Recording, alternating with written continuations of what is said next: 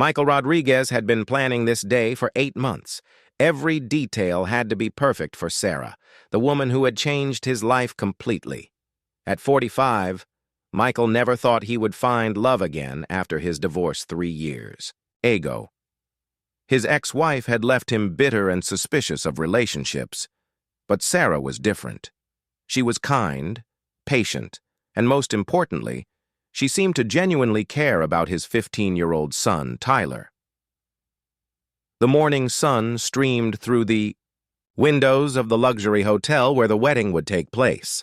Michael adjusted his black tuxedo one final time, his hands slightly trembling with nervous excitement. His best man, David, patted him on the shoulder and handed him a glass of water.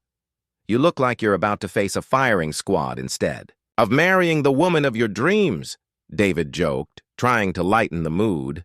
Michael managed a smile. "I just want everything to be perfect for her. Sarah deserves the best wedding day possible." Down the hall, Sarah was surrounded by her bridesmaids in a whirlwind of white silk and lace. Her wedding dress was a masterpiece, an elegant, off-the-shoulder gown with intricate beading that caught the light beautifully. She had spent weeks searching for the perfect dress, and when she found this one, she knew it was meant to be. Her mother, Patricia, was carefully adjusting the veil while tears of joy filled her eyes. "You look absolutely radiant, sweetheart," Patricia whispered. "I've never seen you this happy." Sarah smiled at her reflection in the mirror. She truly was happy, happier than she had been in years. Michael was everything she had hoped for in a partner: stable, loving, and successful. His construction business was thriving, and he owned a beautiful house in the suburbs where she could finally have the quiet family life she had always wanted. The only small concern she had was Tyler, Michael's teenage son. The boy was polite, enough when she was around, but she could sense his reservation. It was understandable, of course. He had been through his parents' difficult divorce and probably wasn't eager to see his father remarry. Sarah had tried her best to connect with him over the past year, taking him to baseball games and helping him with his homework, but she could feel there was still a wall between them. "Tyler will come around," she told herself as she applied the final touches of lipstick. These things just take time. Meanwhile, Tyler was in his own hotel room, struggling with his navy blue suit. His father had insisted he look his best for the wedding, and Tyler was doing his best to comply, even though his heart wasn't entirely in it. He liked Sarah well enough. She was nice to him and never tried too hard to be his mother, which he appreciated. But something about her had always felt off to him, though he couldn't quite put his finger on what it was. His phone buzzed with a text from his best friend, Jake. "How's the wedding prep going? You excited about getting a stepmom?" Tyler stared at the message for a moment before typing back. "It's fine. Sarah's okay. Dad's really happy." That was true enough. His father was happier than Tyler had seen him since before the divorce. Michael had been so broken after Tyler's mother left, spending months in a deep depression that worried Tyler greatly. Seeing his father laugh again and have hope for the future was worth any personal reservations Tyler might have. The wedding venue was decorated exactly as Sarah had envisioned. White roses and baby's breath adorned every surface, and soft string lights created a romantic atmosphere in the garden where the ceremony would take place. The guest list wasn't large, about 70 people, including family and close friends from both sides. Sarah's side was smaller, as she had moved to town only 2 years ago for work and hadn't had time to build a large social circle. As the afternoon progressed, guests began to arrive. Michael's construction crew cleaned up nicely in their rented suits, joking with each other but respectful of the occasion. Sarah's colleagues from the marketing firm where she worked mingled politely with Michael's family and friends. The atmosphere was warm and celebratory. Tyler found himself helping to seat guests and directing people to the restrooms, keeping busy to avoid thinking too much about how his life was about to change. His grandmother, Michael's mother pulled him aside at one point. "How are you feeling about all this, mijo?" she asked in her gentle voice. Tyler shrugged. "Dad's happy. That's what matters." His grandmother studied his face carefully. "You know you can talk to me about anything, right? This is a big change for you, too." "I know, abuela. I'm fine, really." But as Tyler walked away, he couldn't shake the feeling that something wasn't quite right. It wasn't anything specific about Sarah. She had never been anything but kind to him. It was more like a nagging intuition that there was something he didn't know, something important that was being hidden from him and his father. The photographer was taking pre-ceremony shots when Sarah's phone rang. She glanced at it quickly, and her face went pale for just a moment before she declined the call and turned the phone off completely. "Everything okay?" asked her maid of honor, Jessica. "Just work stuff," Sarah said quickly. "Nothing that can't wait until after the honeymoon." But Jessica noticed that Sarah's hands were shaking slightly as she put the phone away. She had known Sarah for 5 years, and she had never seen her friend look so rattled. Before she could ask any follow-up questions, the wedding coordinator was calling for everyone to take their positions. The ceremony was about to begin, and Michael was standing at the altar, beaming with joy as he waited for his bride to walk down the aisle. The string quartet began playing the wedding march, and all the guests stood and turned toward the back of the garden where Sarah would make her entrance. Tyler took his place as one of the groomsmen, straightening his tie one last time and trying to push away the strange feeling of unease that had been growing stronger all day. He told himself he was just nervous about the change, about having a new person become such an important part of their family. As Sarah appeared at the end of the aisle on her father's arm, looking absolutely stunning in her wedding gown, Tyler felt his breath catch. She was beautiful, there was no denying that, and the happiness on his father's face was genuine and pure. Maybe his instincts were wrong. Maybe he was just being an overprotective teenager who wasn't ready to share his father with someone else. The ceremony was about to begin, and everything looked absolutely perfect. Sarah walked down the aisle with measured steps, her father's arm steady beneath her trembling hand. To the guests, she appeared to be the picture of bridal elegance, but her heart was racing for reasons that had nothing to do with wedding day. Nerves. The phone call she had just ignored was the third one from the same number in the past hour, and she knew exactly who was trying to reach her. Michael's face lit up as he watched his bride approach. He had never felt so certain about anything in his life. Sarah had brought stability and joy back into his world after years of loneliness following his divorce. She was intelligent, beautiful, and had shown genuine interest in building a relationship with Tyler, which meant everything to him. As a single father, finding someone who could accept and love his son was just as important as finding someone who could love him. The officiant, Pastor Williams from Michael's church, smiled warmly as Sarah reached the altar. He had counseled many couples over the years and had a good sense about relationships. Michael and Sarah had completed their pre-marital counseling sessions with flying colors, discussing their future plans, their values, and their commitment to each other with what seemed like complete honesty and openness. "Dearly beloved," Pastor Williams began, "we are gathered here today to witness the union of Michael Rodriguez and Sarah Michelle Thompson in holy matrimony." Tyler stood with the other groomsmen, trying to focus on the ceremony, but his eyes kept drifting to the guests. He noticed a man in the back row who seemed out of place, older, wearing a rumpled suit and constantly checking his phone. The man kept looking at Sarah with an intensity that made Tyler uncomfortable. When Tyler pointed him out with a subtle nod to his uncle Roberto, who was standing nearby, Roberto just shrugged. "Probably one of Sarah's work colleagues," Roberto whispered back. But Tyler wasn't convinced. Something about the man's presence felt wrong, like he didn't belong at this celebration. Sarah repeated her vows with a voice that carried well across the garden, though those closest to her could detect a slight tremor. "I, Sarah, take you, Michael, to be my lawfully wedded husband, I promise to love you, honor you, and cherish you, in sickness and in health, for richer or for poorer, for better or for worse, until death do us part."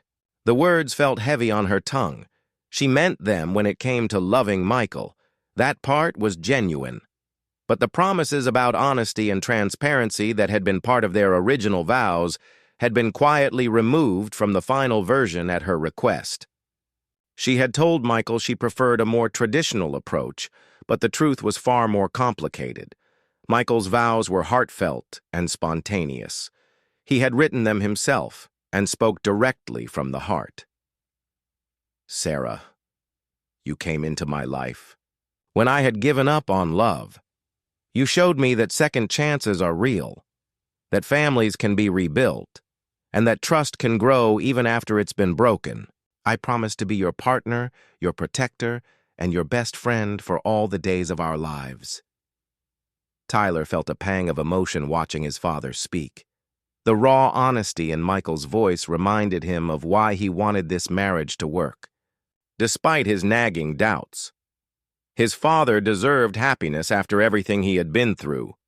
The ring exchange went smoothly, with both Michael and Sarah slipping the platinum bands onto each other's fingers without incident. Sarah's hand was ice cold despite the warm afternoon, something Michael attributed to nerves. He squeezed her hand gently, offering what comfort he could. As Pastor Williams moved toward the final pronouncement, Sarah's phone, despite being turned off, somehow buzzed with an incoming message. The sound was faint but audible enough that several people in the front rows heard it. Sarah's face flushed with embarrassment and something that looked almost like panic.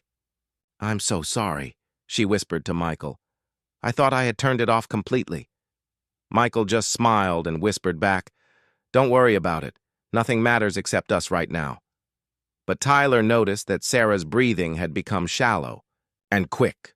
She was gripping Michael's hands tightly now, almost desperately. Her maid of honor, Jessica, stepped slightly closer, ready to offer support if Sarah felt faint. The mysterious man in the back row had stood up during the ring exchange and was now slowly making his way toward the front, moving along the outside edge of the seated guests. A few people noticed him but assumed he was just trying to get a better view or perhaps take photos. Tyler watched his progress with growing unease. "If anyone here has any reason why these two should not be joined in marriage," Pastor Williams continued with the traditional words, "let them speak now or forever hold their peace." It was always an awkward moment in weddings, that brief pause where everyone held their breath even though interruptions almost never happened in real life.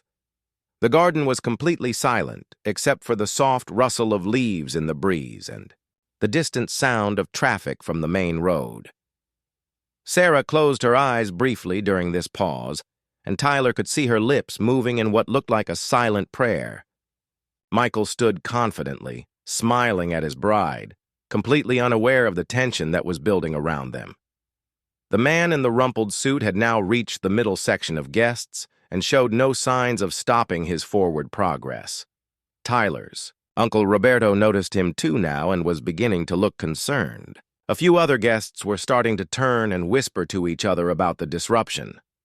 Pastor Williams was about to continue with the ceremony when Sarah suddenly spoke up, her voice barely above a whisper, but carrying clearly in the silent. "Garden." "Wait," she said, and everyone froze. Michael looked at her with surprise and concern. "Sarah, what's wrong?" She was staring at the man who was now only a few rows away from the front, her face completely drained of color. The beautiful composure she had maintained throughout the ceremony was cracking, and tears were beginning to form in her eyes. She started to say, but her voice caught in her throat. The photographer, thinking this might be an emotional moment worth capturing, raised his camera, but Jessica quickly motioned for him to stop. Something was clearly wrong, and this wasn't the time for pictures. Tyler's instincts, which had been telling him all day that something wasn't right, were now screaming at him. He took a step forward, not sure what he intended to do, but feeling like he needed to protect his father somehow. Michael reached out to steady Sarah, who looked like she might collapse. "Sweetheart, are you feeling sick? Do you need to sit down?" The man in the rumpled suit had stopped moving and was now standing behind the last row of seated guests, his arms crossed, watching the scene unfold with a grim expression. He made no move to speak or interrupt further, but his presence was clearly affecting Sarah in a dramatic way. "Sarah," Michael said more urgently, "talk to me. What's happening?"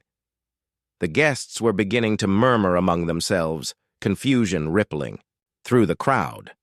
Some of the older relatives were starting to stand up, ready to offer assistance if needed. The wedding coordinator was hovering nearby, unsure whether to intervene or let the family handle whatever crisis was unfolding. Pastor Williams cleared his throat gently.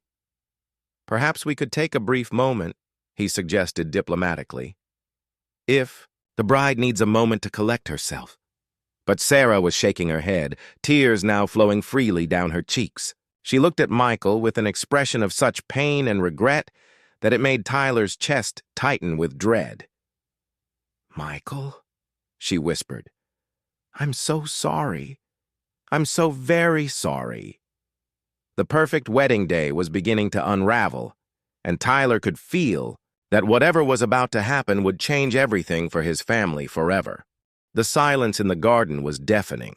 Michael's hands were still holding Sarah's, but he could feel her trembling intensify with each passing second. The confusion on his face was heartbreaking to watch as he tried to understand what was happening. To the woman he loved on what should have been the happiest day of their lives. "Sarah, please," Michael said softly, trying to keep his voice calm despite the panic rising in his chest. "Whatever it is, we can work through it. Just tell me what's wrong." Sarah looked up at him, her mascara beginning to run down her cheeks. Behind them, the man in the rumpled suit took another step forward, and Sarah's eyes darted to him before quickly looking away. The movement was subtle, but Tyler caught it. The connection between Sarah's distress and this stranger's presence was becoming impossible to ignore. Tyler's protective instincts kicked in, and he stepped closer to his father. "Dad, maybe we should move somewhere private," he suggested quietly. But before anyone could respond, Sarah's phone, which she had claimed to turn off, buzzed again with an incoming call. This time, the sound was louder and more insistent. Sarah fumbled with her purse, trying to silence it, but her hands were shaking so badly that she dropped the small clutch.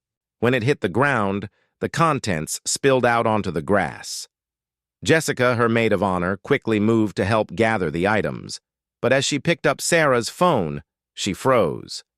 The caller ID displayed a name that made her gasp audibly.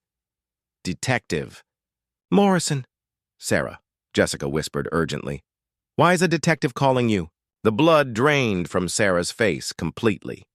She looked like she might faint at any moment. Michael heard Jessica's whispered question and felt his world beginning to shift beneath his feet. "A detective?" Michael repeated, his voice barely above a whisper. "Sarah, why would a detective be calling you on our wedding day?" The man in the rumpled suit chose that moment to identify himself. He pulled out a badge and held it up so the front rows could see it. "I'm Detective Morrison," he announced in a clear, authoritative voice that carried across the entire garden. "I'm sorry to interrupt, but I need to speak with Sarah Thompson immediately." The gasps from the guests were audible now. Family members were standing up, trying to get a better view and understand what was happening. Michael's mother crossed herself and began praying quietly in Spanish. David, the best man, moved protectively closer to Michael, unsure of what threat they might be facing. "This has to be some kind of mistake," Michael said, his voice getting stronger as his protective instincts kicked in. "Detective, I don't know who you think you're looking for, but this is my wedding day. Whatever business you have can surely wait until Monday." Detective Morrison looked genuinely sympathetic, but resolute. "I'm afraid it can't wait, sir. Ms. Thompson has been avoiding my calls for 3 weeks now. This was the only way I could reach her." Sarah was now crying openly, her carefully applied makeup ruined. She looked at Michael with an expression of such guilt and anguish that it made Tyler's stomach drop. Whatever secret she was hiding, it was big enough to bring a police detective to her wedding. "Sarah," Michael said, his voice now carrying a note of desperation, "please just tell me what's going on. Whatever it is, whatever trouble you're in, we'll face it together. That's what marriage means." But Sarah was shaking her head violently. "You don't understand, Michael. You can't fix this. Nobody can fix this." Pastor Williams, who had been standing, frozen at the altar, finally found his voice. "Perhaps we should move this conversation somewhere more private," he suggested. "The church has a conference room where—" "No," Detective Morrison interrupted firmly. "I've been trying to handle this privately for weeks. Ms. Thompson has made that impossible." He looked directly at Sarah. "You need to come with me now." "Come with you where?" Michael demanded, stepping protectively in front of Sarah. "Are you arresting her?" "For what?" The detective sighed heavily. It was clear he hadn't wanted to do this at a wedding, but Sarah had left him no choice. "I'm not arresting her at this time, but she is a person of interest in an ongoing investigation." Tyler felt like the ground was shifting beneath his feet. All of his instincts about Sarah, all of those nagging doubts he had been pushing aside for months, suddenly seemed justified.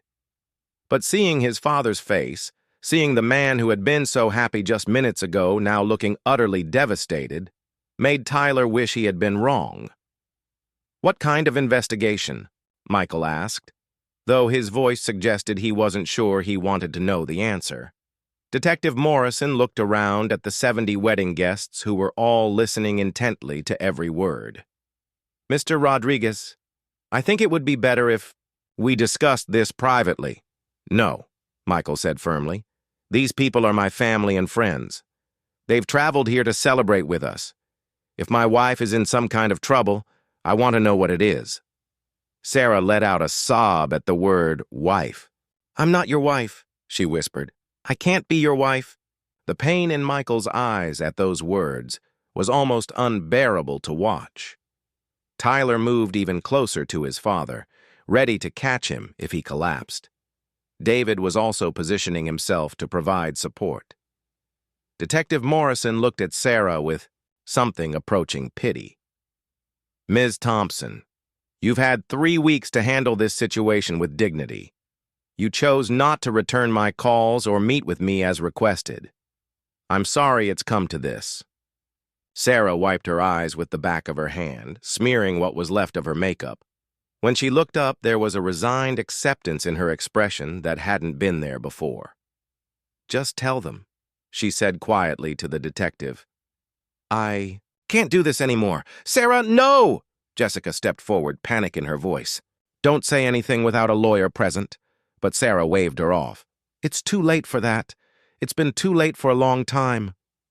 Michael was staring at the woman he thought he knew, the woman he had been about to marry, as if she were a complete stranger. "Sarah, I don't understand any of this. Please, just explain to me what's happening." Detective Morrison cleared his throat and pulled out a small notebook. "Ms. Thompson is being investigated in connection with the disappearance of her previous husband, James Thompson, who went missing 14 months ago." The collective gasp from the wedding guests was like a physical force. Several people screamed. Michael's mother fainted and had to be caught by Tyler's uncle, Roberto. Someone in the back started crying loudly. Michael stood frozen, staring at Sarah as if he had never seen her before. "Previous husband," he repeated slowly. "Sarah, you told me you had never been married before." Sarah's shoulders slumped in defeat. "I know," she whispered. "I lied about so many things, Michael.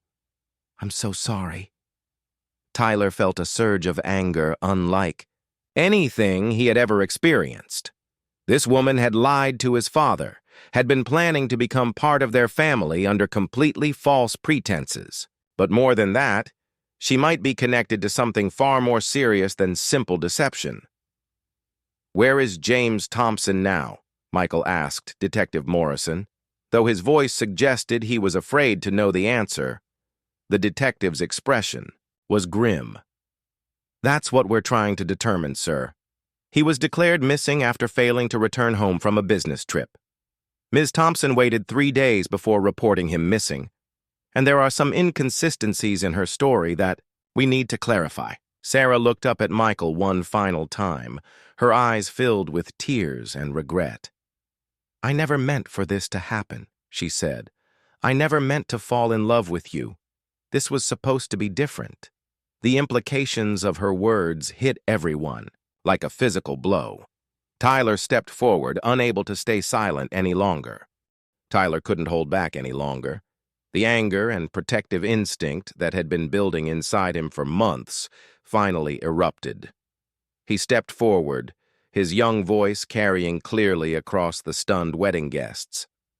"I knew it," he said, his words cutting through the shocked silence like a knife. "I knew something was wrong about you." All eyes turned to the 15-year-old boy who had just spoken with such conviction. Michael looked at his son in surprise, momentarily distracted from his own devastation. "Tyler, what do you mean?" Michael asked, though something in his voice suggested he might not want to know the answer. Tyler's hands were clenched into fists at his sides, his face flushed with emotion. "Dad, I tried to tell myself I was just being paranoid, but I could never shake the feeling that Sarah was hiding something big, and it wasn't just normal stuff. It felt dangerous." Detective Morrison raised his eyebrows with interest. "What kind of things did you notice, son?" Sarah looked at Tyler with panic in her eyes. "Tyler, please don't..." "Don't what?" Tyler interrupted, his voice getting stronger. "Don't tell the truth? Don't protect my dad from someone who's been lying to him for over a year?" Michael put a hand on Tyler's shoulder, trying to calm him down, but Tyler shrugged it off. The teenager was on a roll now, months of suppressed suspicion pouring out of him. "She gets weird phone calls at strange hours," Tyler continued, looking directly at Detective Morrison. "I've heard her talking in the kitchen late at night when she thought everyone was asleep. She always hangs up quick when someone comes in the room." Sarah's face was getting paler with each revelation. Jessica, her maid of honor, was staring at her friend as if seeing her for the first time. "What else?" Detective Morrison asked, pulling out his notebook and pen.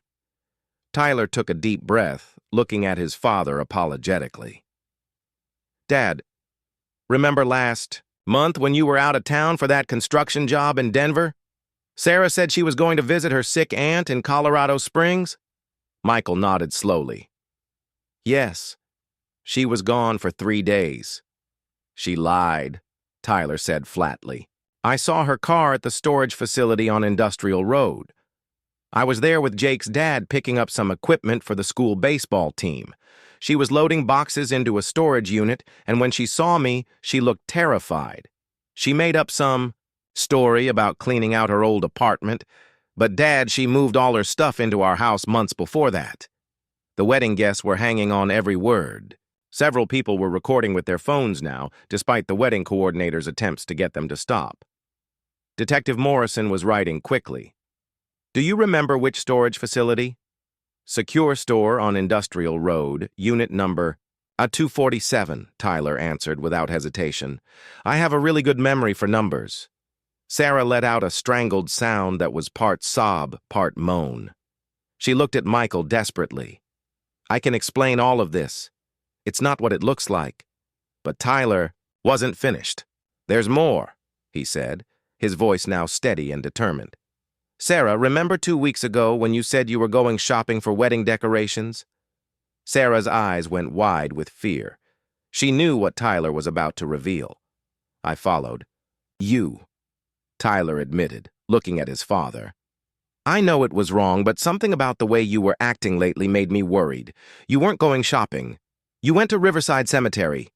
The gasps from the crowd were audible again. Michael's best man, David, let out a low whistle of disbelief. "You spent 2 hours at a grave," Tyler continued relentlessly. "A fresh grave with flowers that looked like they had been placed there regularly for months. I couldn't see the name on the headstone from where I was hiding. But you were crying and talking to it like you knew whoever was buried there really well." Sarah crumpled to her knees on the grass, her wedding dress spreading around her like a white puddle. She was sobbing uncontrollably now, her carefully constructed facade completely shattered. Detective Morrison knelt down beside her. "Ms. Thompson, whose grave were you visiting?"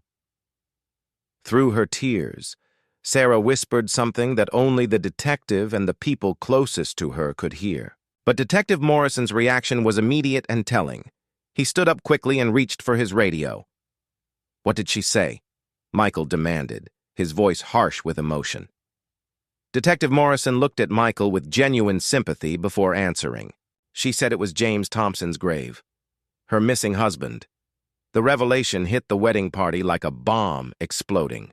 Several people screamed. Michael staggered backward as if he had been physically struck. Tyler caught his father's arm, helping him stay upright. "But you said he was missing," Michael said weakly to the detective. "How can he be buried if he's missing?" "That's exactly what we need to find out," Detective Morrison replied grimly. He spoke into his radio, calling for backup units and what sounded like a crime scene team. Sarah looked up from the ground, her face streaked with mud and tears. "I never wanted this to happen," she said, her voice barely audible. "James wasn't supposed to die." "It was an accident." "What was an accident?" Detective Morrison asked sharply. Sarah looked around at all the faces staring at her. Michael's devastated expression, Tyler's anger, the shocked wedding guests, her own family members, who clearly had no idea what she had been hiding. When she spoke again, her voice was hollow and defeated. "James found out about the money," she said quietly. "The money I had been taking from his business accounts. He confronted me the night before his business trip. We fought. He said he was going to divorce me and have me arrested for embezzlement." Michael felt like he was living in a nightmare. "Sarah, what are you saying?" "I pushed him," she continued, as if the words were being dragged out of her. "We were at the top of the stairs and I pushed him. He fell backward and hit his head on the corner of the marble table. There was so much blood." Detective Morrison was writing furiously, but he looked up sharply. "And then what did you do?"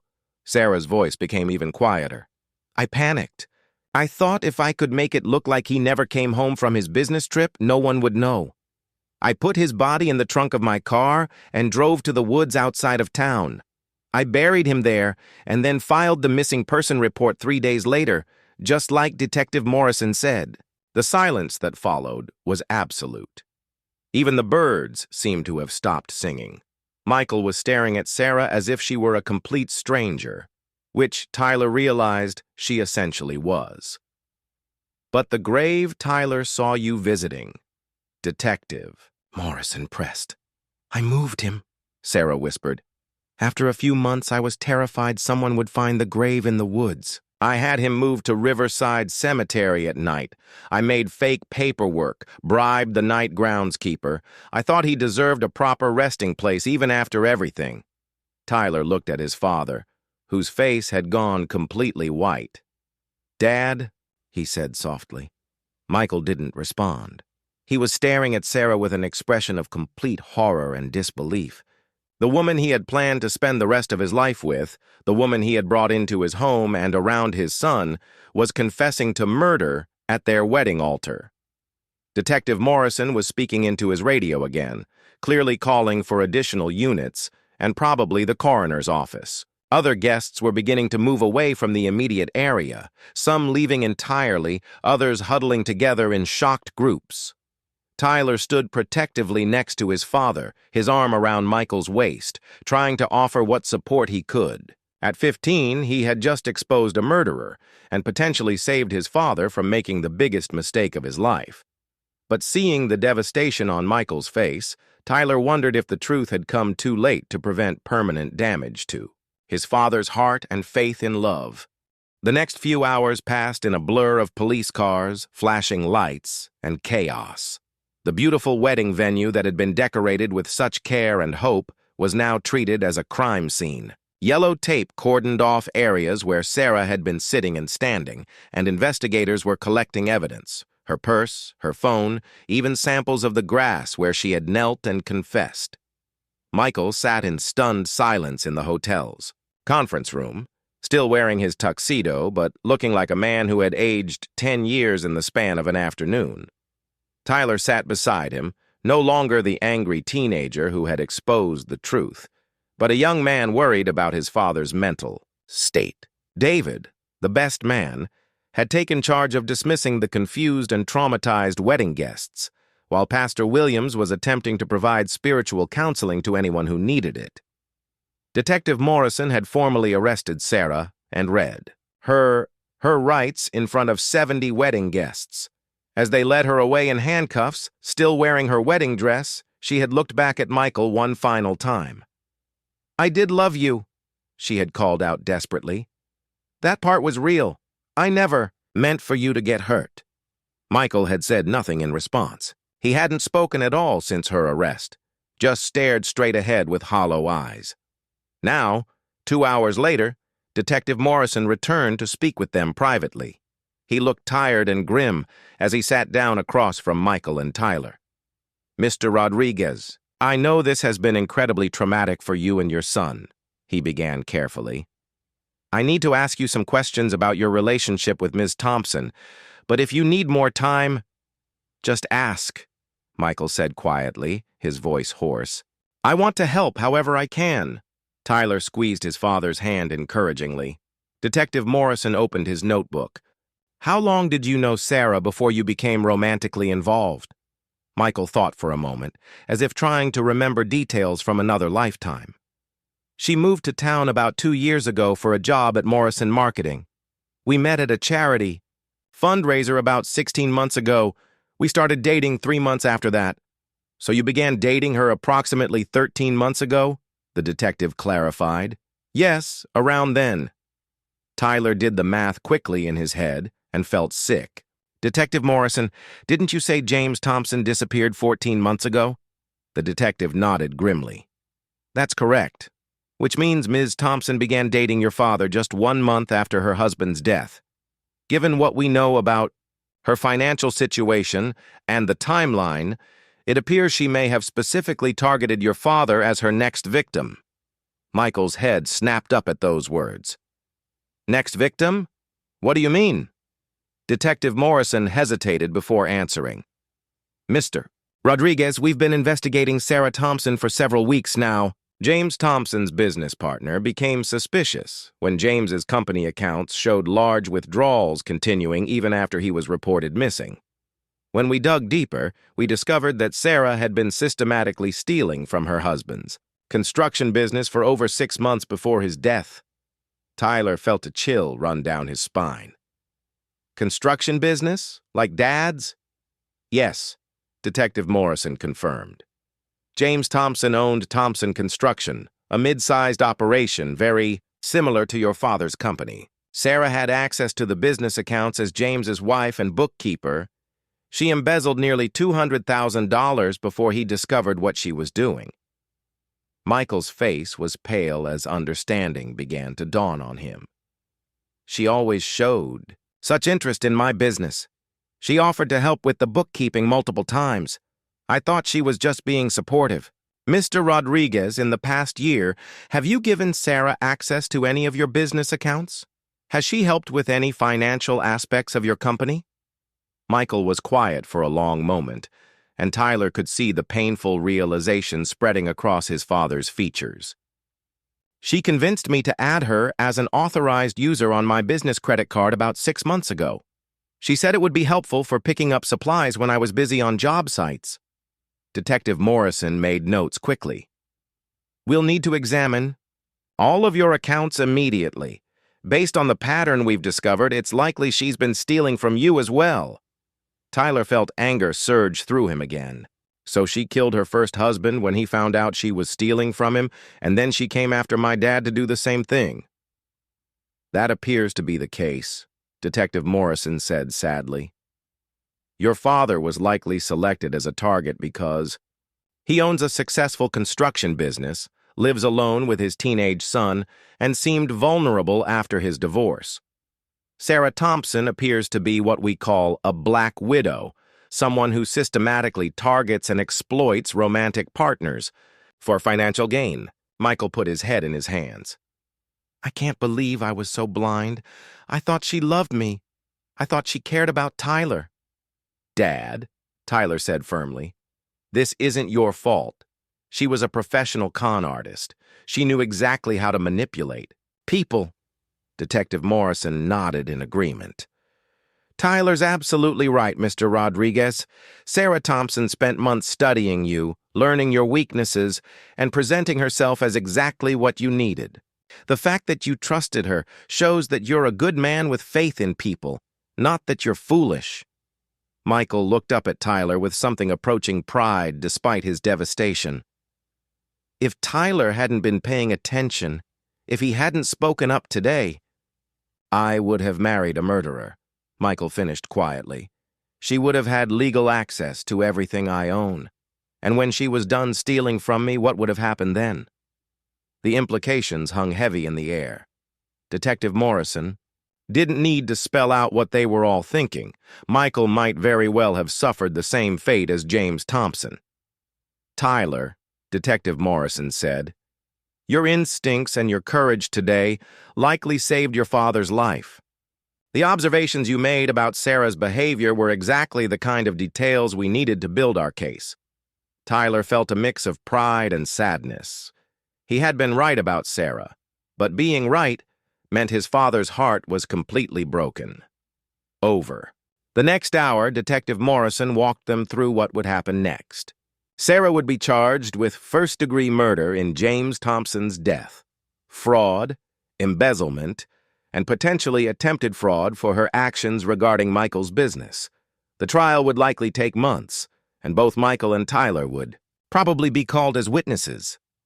What about the money she stole from Dad's business? Tyler asked. We'll work with the bank and your father's accountant to determine the extent of the theft and attempt recovery, Detective Morrison explained. Unfortunately, in cases like this, it's rare to recover the full amount. As the detective prepared to leave, he turned back to Michael one final time. Mr. Rodriguez, I know this is devastating, but I want you to know that you and your son handled an impossible situation with remarkable grace. Tyler's decision to speak up today was incredibly brave. After Detective Morrison left, Michael and Tyler sat alone in the conference room. The silence stretched between them, broken only by the distant sounds of the hotel staff cleaning up the abandoned wedding reception. Dad, Tyler said finally, I'm sorry I had to tell everyone those things about Sarah. I know you loved her. Michael looked at his son with tears in his eyes. Tyler, you saved my life today, maybe literally. I should have listened to your instincts months ago. I should have said something sooner, Tyler replied. I just kept thinking maybe I was wrong. Maybe I was just being jealous or protective. Michael shook his head. You were 15 years old dealing with an adult sociopath. The fact that you sensed something was wrong shows incredible maturity and intelligence. Tyler leaned against his father's shoulder. What happens now, Dad? How do we move forward from this? Michael was quiet for a long moment before answering.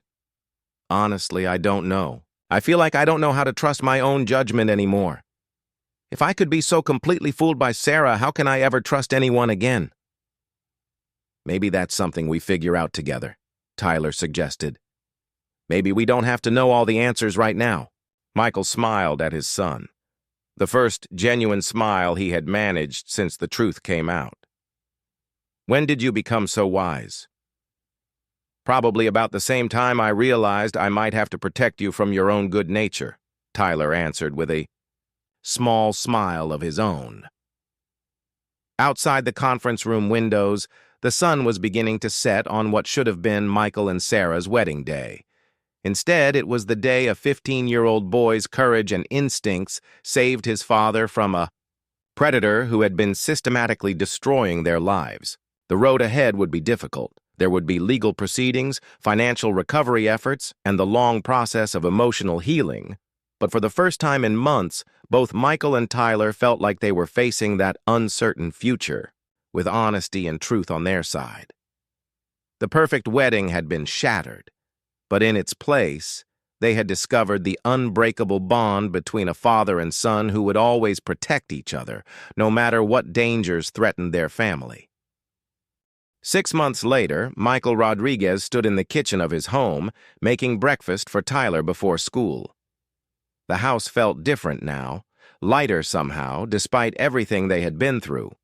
The formal dining room that Sarah had insisted on redecorating was now Tyler's study space, filled with his baseball trophies and homework spread across the table. The touches of Sarah's presence had been gradually replaced with things that actually belonged to the Rodriguez family. Tyler walked into the kitchen, adjusting his backpack and grabbing an apple from the counter. At 16 now, he had grown, taller over the past months, and carried himself with a confidence that hadn't been there before. The experience of uncovering Sarah's deception had been traumatic, but it had also shown him that his instincts were worth trusting. "Dad, don't forget you have that appointment with the insurance adjuster today," Tyler reminded him. Michael nodded, flipping pancakes with practiced ease. The insurance company was still working through the complicated process of determining coverage for the money Sarah had stolen from the business. Detective Morrison had been right. They would likely never recover the full amount, but Michael's business was stable enough to absorb the loss. "I remember. And you have baseball practice after school, right?" "Yeah. Coach Martinez wants to talk." "To college scouts about me," Tyler said, trying to sound casual but unable to hide his excitement. Michael smiled proudly. Tyler's athletic abilities had always been strong, but his confidence on the field had improved dramatically over the past 6 months. Having to testify in Sarah's trial had been difficult, but it had also shown Tyler that he could handle difficult situations with grace and courage. The trial itself had lasted 3 weeks. Sarah had ultimately pleaded guilty to second-degree murder in James Thompson's death, avoiding the death penalty but receiving a life sentence with the possibility of parole after 25 years. She had also pleaded guilty to multiple counts of fraud and embezzlement. Michael and Tyler had both testified about her behavior patterns and the financial manipulation they had witnessed. During her sentencing hearing, Sarah had looked directly at Michael and Tyler and said, "I'm sorry for the pain I caused your family. I know you'll probably never believe this, but the love I felt for both of you was real, even though everything else was a lie." Michael had felt nothing when she said those words.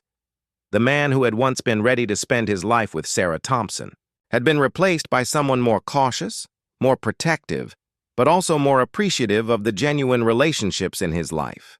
"Dad," Tyler said, interrupting his thoughts, "are you nervous about tonight?" Tonight. Michael had almost forgotten. Tonight was his first date since Sarah's arrest. Dr. Patricia Vega, Tyler's guidance counselor at school, had asked him to coffee 3 weeks ago. She was a widow herself, having lost her husband to cancer 2 years earlier, and she understood the complexity of starting over after loss. "A little nervous," Michael admitted. "It's been a long time since I've done this." "She's really nice, Dad, and she already knows our whole crazy story, so you don't have to worry about explaining everything." That was true. Dr. Vega had been one of the school counselors who helped Tyler process everything that had happened during the trial. She had seen the Rodriguez family at their most vulnerable and had never judged them or treated them like they were damaged goods. The doorbell rang, and Tyler grabbed his backpack. "That's Jake's mom giving me a ride to school." Before he left, Tyler turned back to his father. "Dad, you know you deserve to be happy, right? What happened with Sarah doesn't mean you're a bad judge of character. It just means she was really good at lying." Michael hugged his son tightly. "How did I get so lucky to have you as my kid?"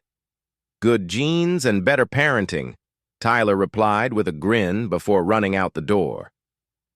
After Tyler left, Michael sat at the kitchen table with his coffee and looked around the house. For months after Sarah's arrest, he had considered selling the place and starting completely fresh somewhere else.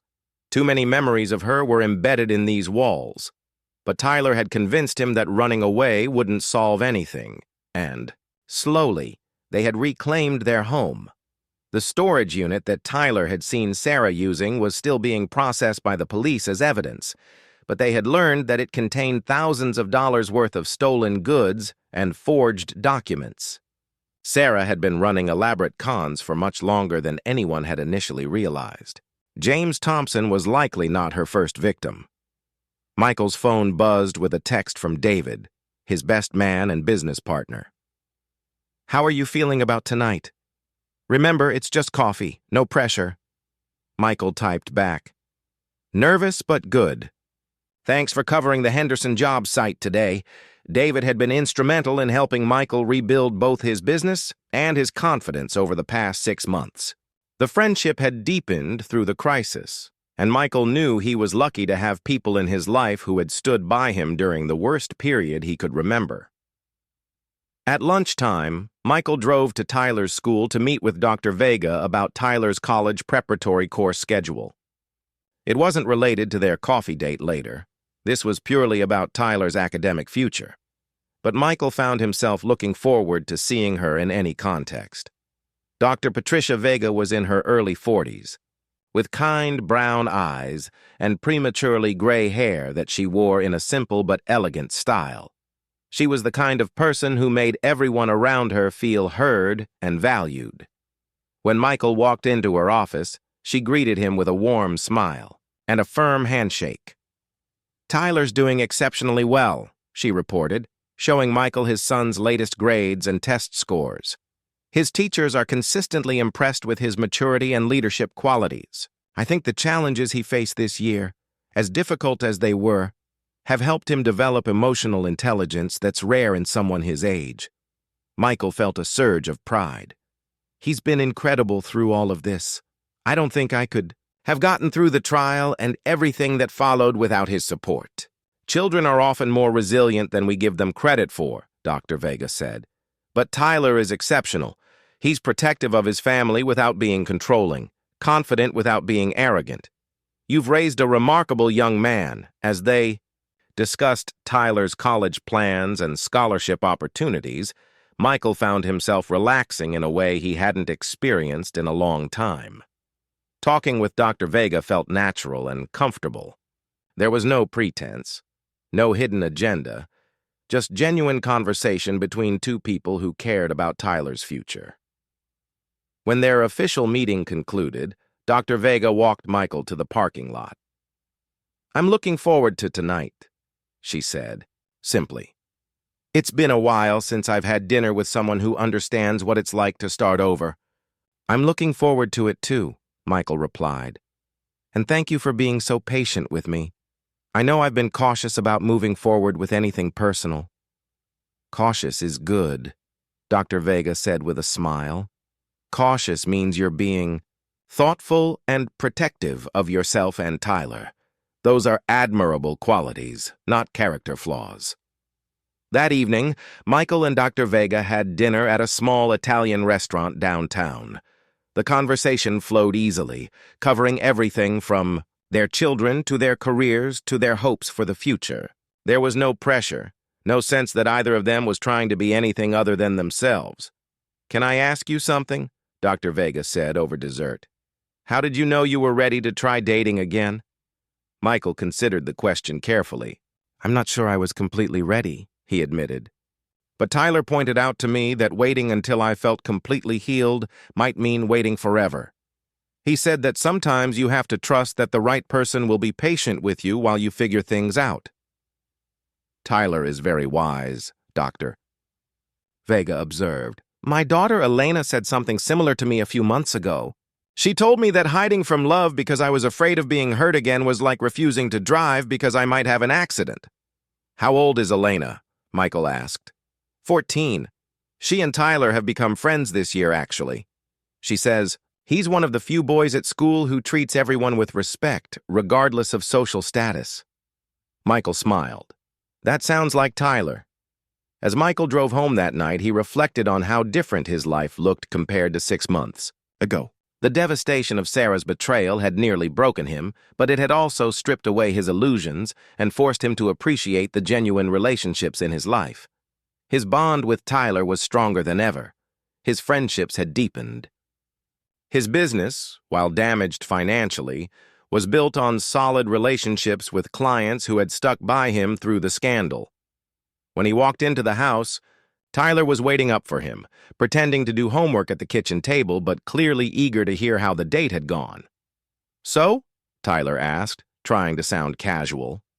"So it was really nice," Michael said, sitting down across from his son. "Dr. Vega is easy to talk to and we have a lot in common. We're going to see each other again." Tyler grinned. "I'm glad, Dad. You deserve someone who appreciates how amazing you are."